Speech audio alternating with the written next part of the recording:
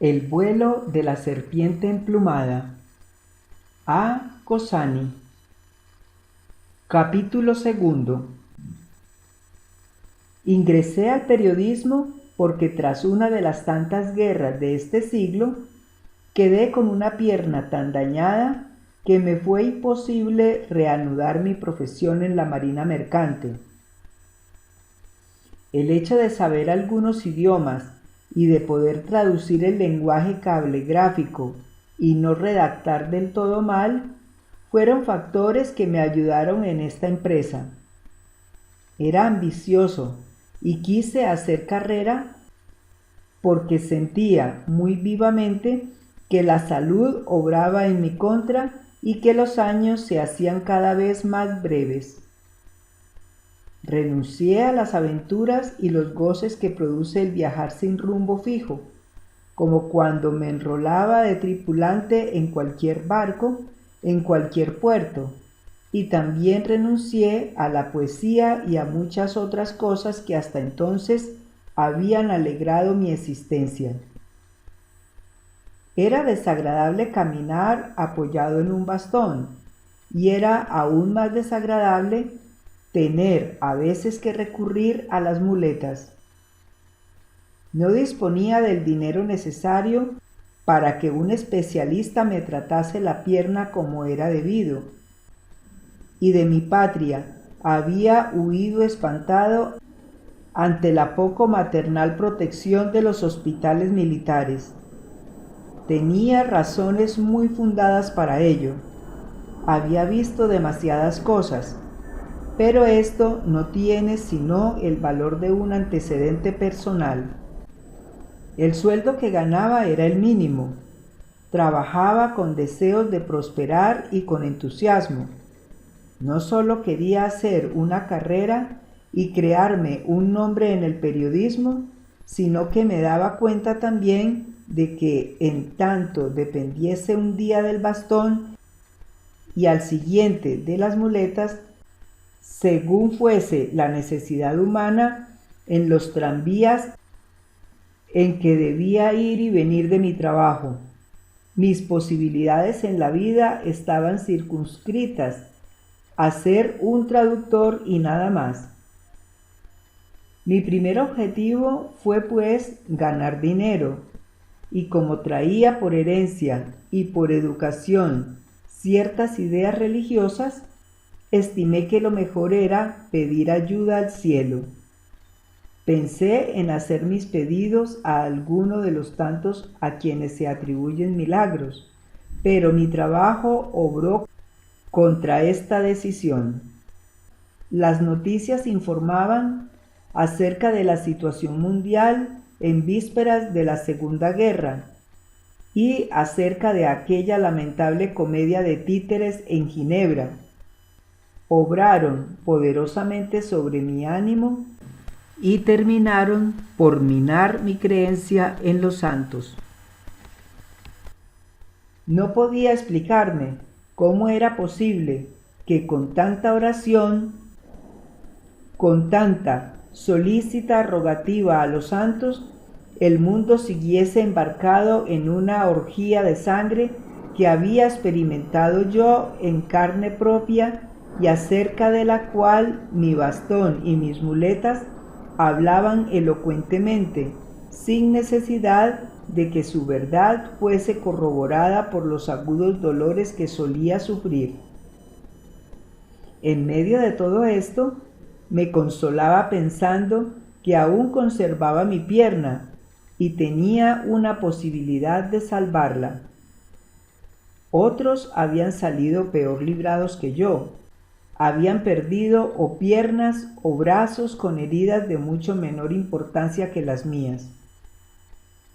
Todo esto, aparte de otras cosas demasiado íntimas, determinaron mi ánimo de suerte que dejase a un lado la idea de pedirle ayuda monetaria a San Judas Tadeo, o a San Pancracio, o a cualquiera de los otros santos que en teoría y conforme a la propaganda religiosa suelen hacer milagros. decidí presentar mis cuitas directas y personalmente a nuestro Señor Jesucristo. Al cabo, siempre había sentido que el Señor mío, Jesucristo, como la salve, me conmovían poderosamente, y así comencé a recorrer varios templos en busca de un ambiente adecuado, hasta que di con uno en el cual había un bellísimo cuadro del corazón de Jesús que dominaba el altar y la nave central. Pero a estas alturas se hace necesario que confiese que había dejado de acudir a misa los domingos y fiestas de guardar, porque en esos días prefería quedarme en cama en la modesta casa de pensión donde tenía una pieza, a fin de darle un buen descanso a mi pierna. Además, sentía remordimiento de conciencia. Consideraba que los santos sacramentos me estaban vedados por siempre. Esto tenía su origen en la guerra. Tuve un choque violento con el capellán de mi unidad cuando desesperado le dije que yo pensaba que Dios era una porquería y que no alcanzaba a explicarme cómo era posible que por medio de sus ministros sancionase semejante matanza de jóvenes. Este incidente ocurrió tras una misa en el frente en vísperas de que varios cientos de muchachos de 16 a 18 años entrasen a recibir su bautismo de fuego. El capellán me había ofrecido la comunión diciendo: «Por si acaso mueres». Esto me produjo tal repugnancia que vacié sobre él violentamente toda la cólera acumulada en mí durante un año de vivir en una camisa que hervía con piojos, sin agua y pasando hambre. Soy un hombre violento, y en aquel entonces apretaba el gatillo con facilidad, y como si la función más natural de la vida fuese quitársela al prójimo. No recuerdo lo que con exactitud dije ese día, pero, en general, fue que me era comprensible que los hombres que nada saben de religión se convirtiesen en bestias, pero que me era totalmente incomprensible que los religiosos sancionasen y aún bendijesen a quienes se entregaban a semejante barbaridad. No olvidé nunca esta escena. Salí del combate sin un rasguño, pero hondamente conmovido tras haber visto morir casi indefensos a tantos muchachos jóvenes. El capellán, que había ayudado a socorrer heridos bajo el fuego enemigo, se sentó a mi lado sobre un tronco de árbol, puso un brazo sobre mis hombros cuando rompí a llorar y me dijo que comprendía mi estado de ánimo. Por un instante creí que estaba llorando de arrepentimiento, pero pronto me di cuenta de que era la tensión nerviosa resultante del combate lo que me hizo flaquear. Sin embargo, en mi conciencia perduró el sentimiento de haber cometido un sacrilegio al decir lo que había dicho de Dios. Por tanto, me consideraba indigno de recibir los santos sacramentos. Y, para decirlo con honradez, también temía la penitencia que resultaría de confesar semejante cosa. Por este motivo, y quizás también porque quería expiar a mi modo mi pecado, siempre que no fuese muy incómodo el hacerlo, acudí a ese templo únicamente por las tardes cuando estaba más o menos vacío. A raíz de la guerra, había perdido naturalmente toda fe en los milagros. Por otro lado, las noticias internacionales que debía traducir diariamente me indicaban que los milagros correspondían a tiempos ya demasiado remotos para tomarlos en cuenta. Es verdad que de vez en cuando llegaba algún párrafo anunciado alguna cura milagrosa en Lourdes, pero el milagro que yo esperaba estaba muy lejos de ocurrir, pues esperaba el milagro de la paz. Lo que me había ocurrido a mí en mi tierra les estaba ocurriendo entonces a etíopes e italianos en el África. Poco después, en aras de principios supuestamente nobles y con participación de la religión y de los religiosos, comenzó a ocurrir en España. De suerte que en esa fecha sabía en mi fuero interno que para mí no habría milagro alguno, a menos que hiciese de mi parte y por mi cuenta y riesgo lo que necesitaba hacer. Sin embargo, no podía ocultar en mi fuero interno aquella profunda fe en Jesucristo. Y aun cuando había blasfemado diciendo que consideraba que Dios era una porquería, la razón me indicaba que si tomaba al pie de la letra el principio de que Él está en el cielo, en la tierra y en todo lugar, nada perdería haciéndole ver o explicándole aquella crisis sufrida en la guerra. Pensaba que con el tiempo también me sería posible persuadirle que me ayudase a ganar el dinero suficiente para tratarme la pierna y poder trabajar normalmente. De modo que al llegar a la iglesia rezaba muy apresuradamente un Padre Nuestro, un Señor mío Jesucristo y una salve. Enseguida me dirigía a aquella bella imagen del corazón de Jesús diciéndole: Señor mío Jesucristo, no es mucho lo que te pido. Sé que no me puedes dar la lotería, y aun cuando te fuese posible hacerlo, no me interesa tanto dinero. Tampoco te voy a pedir que me ayudes a encontrar a una heredera. Por el momento no quiero casarme.